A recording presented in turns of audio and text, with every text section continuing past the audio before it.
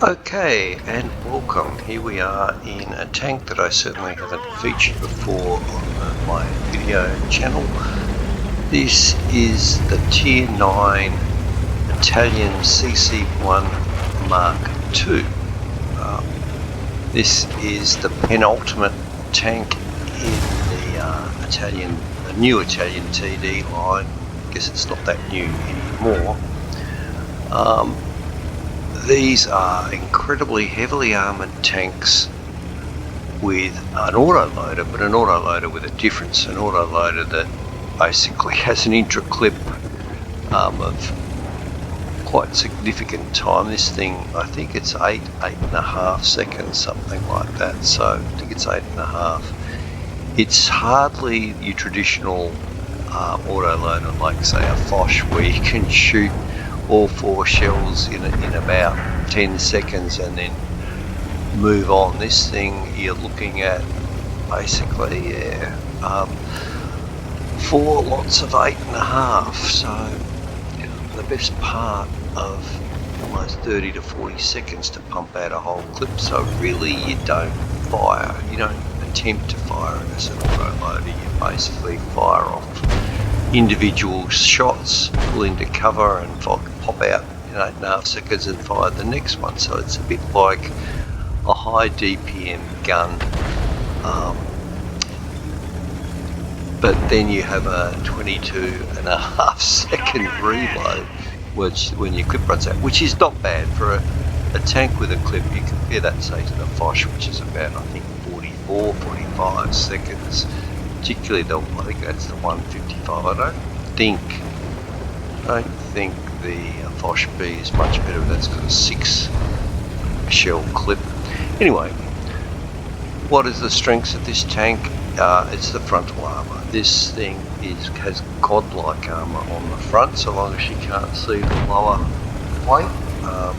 240 on the top of the hull and 290 on the actual turret. Now the turret does not have full rotation, as you can see.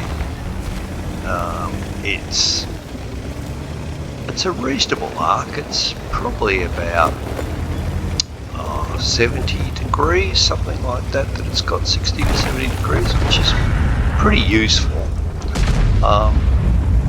And I suppose what it also does is it means you don't usually give your side of your turret to anybody when you're looking in the wrong direction, so there are some benefits to that. The main thing is that it gives you enough arc to be able to track a target that's moving in front of you, or cross the front of you, and still be able to have some chance of hitting it. Now in terms of what the gun, it's actually it's a 127mm gun. It has an average damage of 490. The standard pen is 250, which is okay. You can see I'm using heat. Oh, someone had a bit of obviously wasn't spotted then, a bit of a blind shot with HE. I guess they might have been expecting a softer tank to be up here. Fire a blind shot back. Probably wasn't a sensible idea with these high expense heat rounds, but anyway. We've still got 3 left, and as I say, about 8.5. Here we go, there he is. Yeah. So it's the 430U. This is one of the was considered to be probably an overpowered medium a couple of years ago. Very heavily armoured. Has basically heavy tank like armour on the front of it. But we'll see when you've got this sort of pen, which is 325 with the heat, we still are not going to have too much trouble with him. We did get spotted, but we managed to bounce 2 from the Super Conqueror, who is very thoughtfully only firing standard rounds. And no, I don't feel guilty about firing heat. A nice little fire on him then. A little bit of spotting assist. So we must be seeing him through here. Let's try and get this last one into him. There's the Conqueror Come on, I want to finish this guy off. There he is. Oh, and another fire. That was quite nice.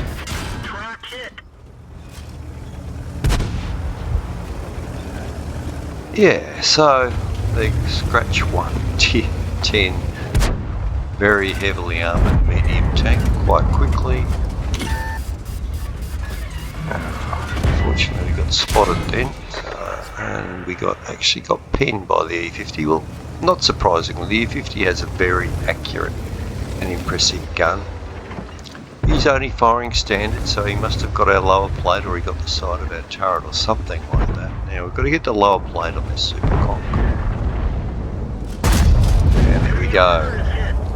So we're doing alright with our rolls. We're consistently at the moment rolling high, which is nice. And those couple of fires on the other fellow, one into the turret.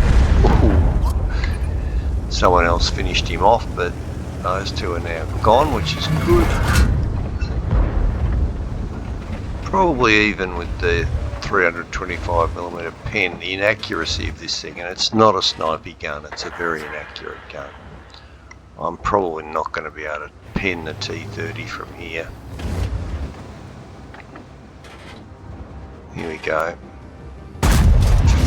Now that was a very lucky shot, I think. I must have hit him on the turret, I think. I don't think it would have penned his glacis on that angle. Anyway, let's pull forward.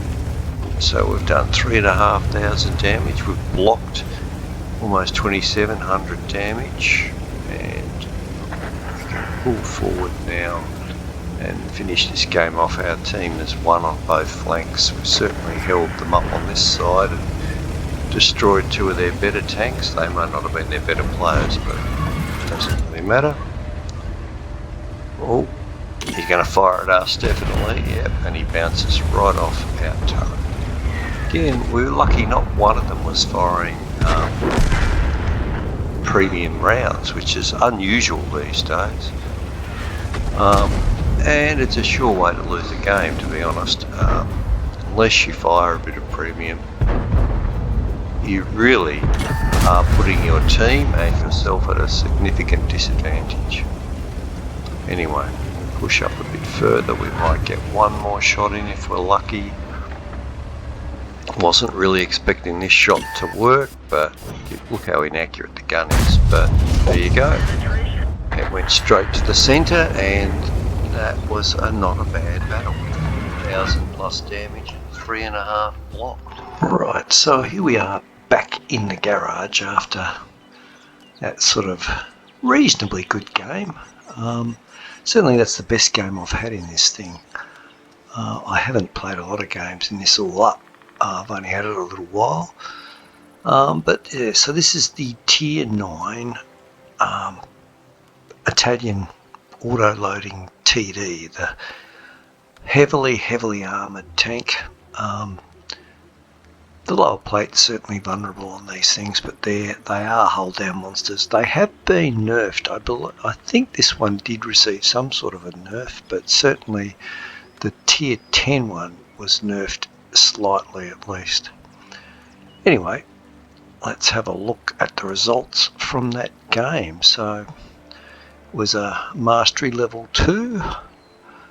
We did 4,037 damage. We blocked 3,440, and yeah, most of the damage was put into a couple of Tier 10s which pushed down that flank. In terms of the scoreboard, we were on top by damage done and also by XP. We did over 1,000 damage more than anyone else on our team, which is always nice.